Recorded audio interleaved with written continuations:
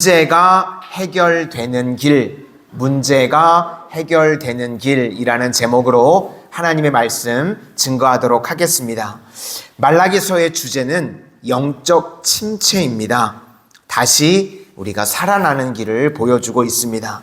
오늘은 영적 침체에서 벗어나는 길은 예배의 회복이라는 것입니다. 예배가 건강해지면 삶 전체가 건강하게 된다는 것입니다. 왜 침체하는가?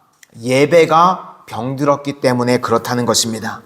우리가 예배가 병든 증거가 무엇인가 하면 사람의 마음이요, 막 분주해지고 그 다음에 예배 자체를요 지루하게 생각하고 또 예배를 소홀히 여기고 그리고 집중력이 우리가 확 떨어집니다.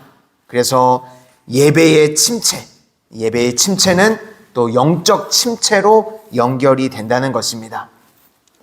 예배 시간에요, 앞자리에 앉아서 조는 어떤 아주머니가 한 분 계셨습니다. 자기 아들이랑 예배를 드리는데 제일 앞에 나와가지고 앞자리에서 아주머니가 계속 조는 거예요. 설교자가요, 앞에서 계속 졸면 사실 신경이 좀 쓰이거든요. 그래서 그 목사님이요, 참다가 그 옆에 있는 아들한테 이야기를 했습니다. 야, 엄마 좀 깨워라. 그랬더니 그 옆에 있던 아들이 하는 말이, 잠은 목사님이 재워놓고 왜 나보고 깨우라고 그래요? 똑똑한 아이죠? 잠은 목사님이 재워놓고 왜 나보고 깨우라고 그래요? 그러니까 지루함도 문제고요, 목사님의 분주함도 문제고, 한마디로 예배가 꽝입니다.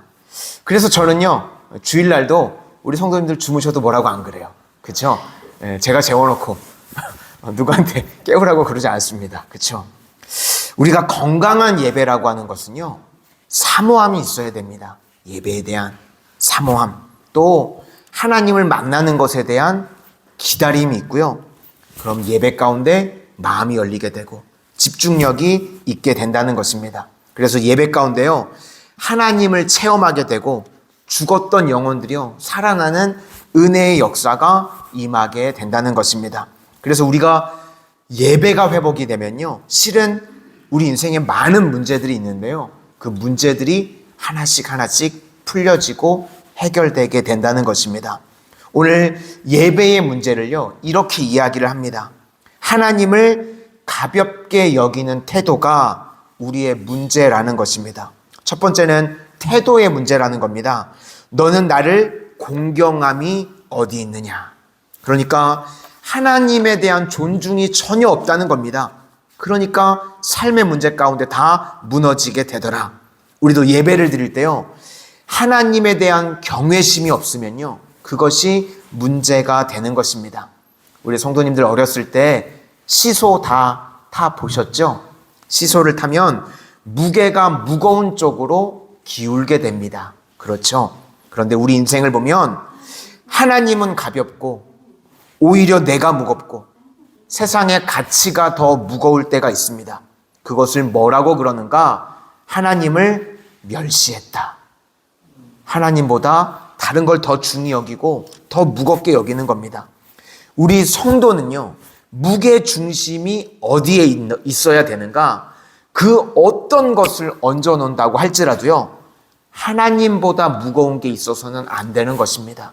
그것이 예배자인 줄로 믿습니다. 그래서 예배를 왜 멸시하냐고 하나님께서 그랬더니요, 또 대듭니다. 우리가 언제 예배를 멸시했습니까? 그런 식으로 나옵니다. 우리 6절을 한번 다 같이 보시도록 하겠습니다.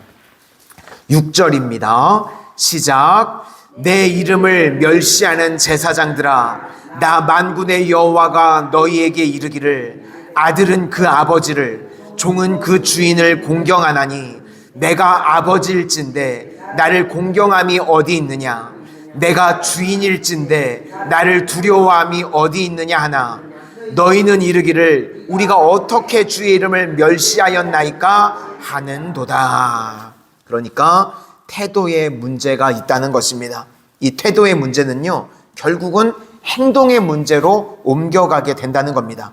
예배 태도가 안 좋으면요, 이제 이웃에 대해서도 막 함부로 대하고 막 가는 인생이 되고요, 하나님에 대해서도요, 예배 태도가 바로 서지 않게 된다는 겁니다. 7절에 더러운 떡이라고 그러는 것은 누룩이 있는 떡이라는 겁니다. 이것은 부정한 삶을 말합니다.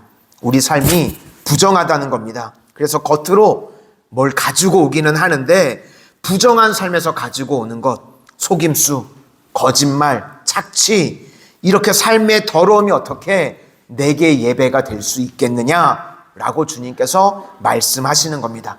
이걸 구체적으로 설명한 것이 13절인데 우리 13절 다 같이 한번 보시겠습니다.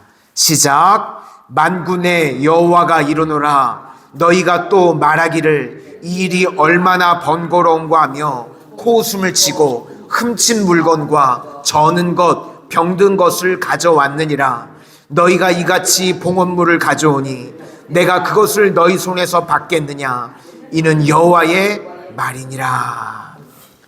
우리 성도의 삶은요, 이 말씀이라는 씨를 받았으면요, 반드시 열매로 맺어야 된다는 것입니다.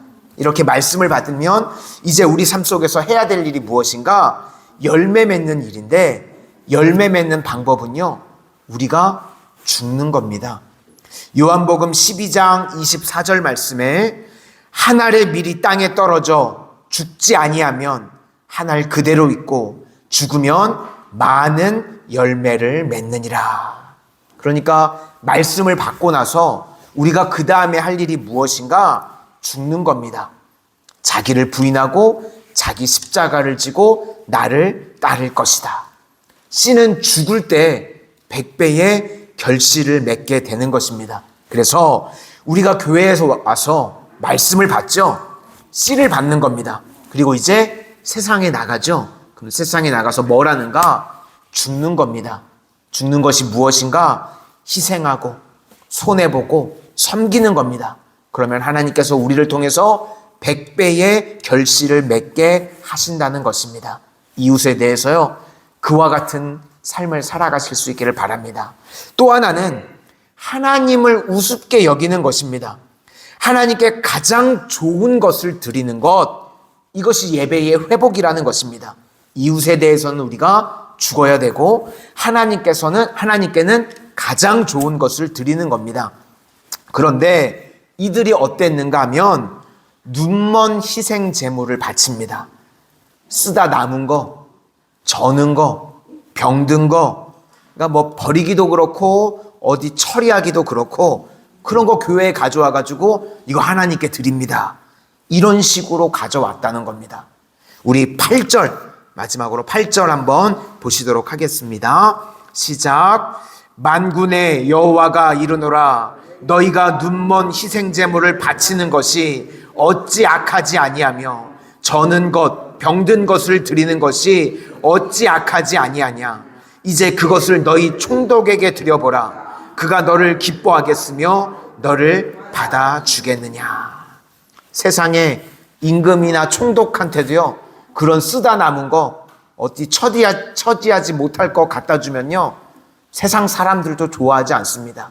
하물며 하나님께 그런 저는 거, 눈먼 거, 쓰다 남은 거 가지고 오면 그거 하나님께서 기뻐 받으시겠느냐라고 말씀을 하시는 겁니다. 그래서 우리가 늘 하나님께 가져야 될 생각은 무엇인가? 내 가장 좋은 것을 하나님께 드려야 된다는 것입니다. 우리나라가 보통 주일날 대예배 시간을 11시 예배를 드립니다. 왜 11시 예배를 드리게 됐는가? 선교사님이 우리나라에 왔을 때요, 우리나라가 초창기에 농번기였죠. 제일 바쁜 시간이 11시라고 합니다. 농사 지을 때 가장 바쁜 시간, 그때 예배로 하나님께 드린 겁니다. 내 가장 바쁜 시간, 가장 귀한 시간을 하나님께 드렸습니다. 우리 성도님들도 내 평생의 삶 가운데 쓰다 남은 시간, 쓰다 남은 물질, 그런 게 아니라 내 삶의 가장 귀한 것을 주님께 드릴 수 있는 하나님의 귀한 예배자들이 다 되시기를 주님의 이름으로 축원합니다.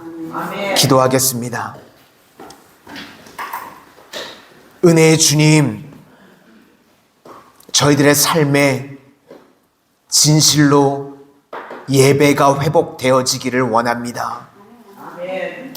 온전한 예배로 하나님과의 관계가 바로 서게 하여 주시고 그 받은 은혜를 가지고 세상에 나가서 나를 부인하고 자기 십자가를 질 수 있는 하나님의 신실한 종들 되게 하여 주시옵소서.